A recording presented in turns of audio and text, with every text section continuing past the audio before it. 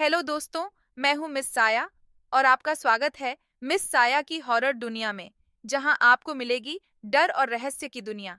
यहाँ पर आपको मिलेंगे भूतिया कहानियाँ, अजीबोगरीब घटनाएं और डरावने अनुभव जो आपके रोंगटे खड़े कर देंगे। मिस साया आपको ले चलेंगी डर और सस्पेंस से भरी यात्रा पर, जहाँ हर मोड़ पर कुछ न कुछ भूतिया होगा। एक्चुअली मैं खुद भी हॉरर स्टोरीज की बहुत बड़ी फैन हूँ। बचपन से ही मैं हॉरर स्टोरीज सुनते आ रही हूँ, तो सोचा जो मैंने सुना और अनुभव करा है यूट्यूब के माध्यम से आप लोगों के साथ भी शेयर की जाए। अगर आपको भी रहस्यमयी और डरावनी कहानियों का शौक है तो ये चैनल आपके लिए है।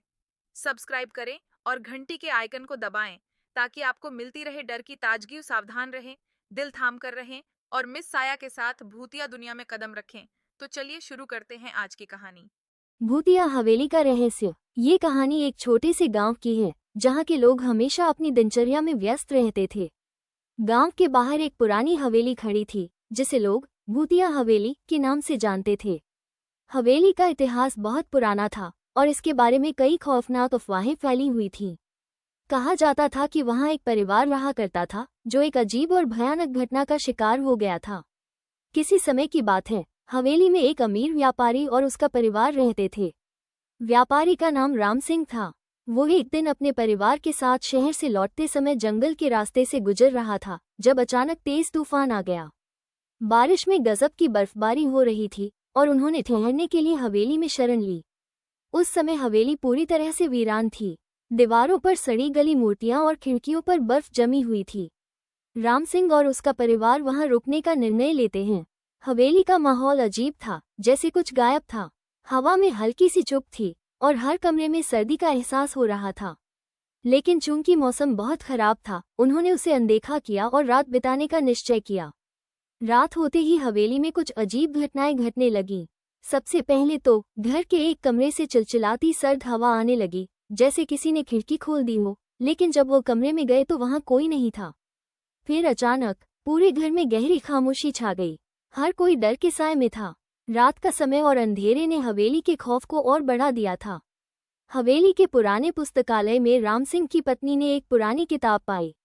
किताब में एक रहस्यमय कहानी लिखी हुई थी जो हवेली के इतिहास से जुड़ी हुई थी।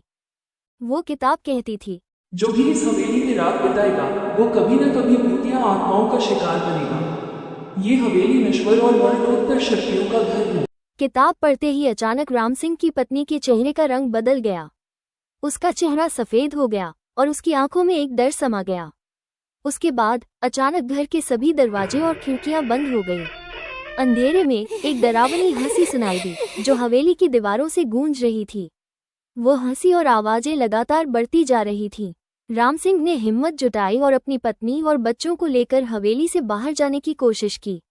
लेकिन जैसे ही वो दरवाजे तक पहुंचे, एक ठंडी और भयंकर हवा ने उन्हें पीछे खींच लिया। फिर एक अजीब सी आकृति दीवार से बाहर आई और सबको घेर लिया। यह आकृति एक महिला की थी, लेकिन उसकी आंखें आग की तरह जल रही थीं और उसके शरीर से बर्फ गिर रही थी। अचानक वो आकृति बोल पड़ी, तुम लोग हमारे बीच क्यों आए हो? तुमने हमारी शांति को क्यों तोड़ा? उसकी आवाज में गुस्सा और खौफ था। राम सिंह और उसके परिवार को समझ में आ गया कि यह वही भूतिया आत्माएं हैं जिनके बारे में उन्होंने सुना था। वे डर के मारे कांप रहे थे, लेकिन कोई रास्ता नहीं दिख रहा था। जैसे ही वो आत्मा उनके पास आई, वो अचानक गायब हो गई और चारों ओर सन्नाटा छा गया। अगली सुबह गांव के लोग हवेली के पास गए। वहां कोई नहीं था, केवल हवेली के अंदर की टूटी फूटी दीवारों से निकलती सर्द हवा और वीरानी ने ये संकेत दिया कि कुछ भयावह घट चुका था। राम सिंह और उसका परिवार उस रात के बाद कभी नहीं दिखे।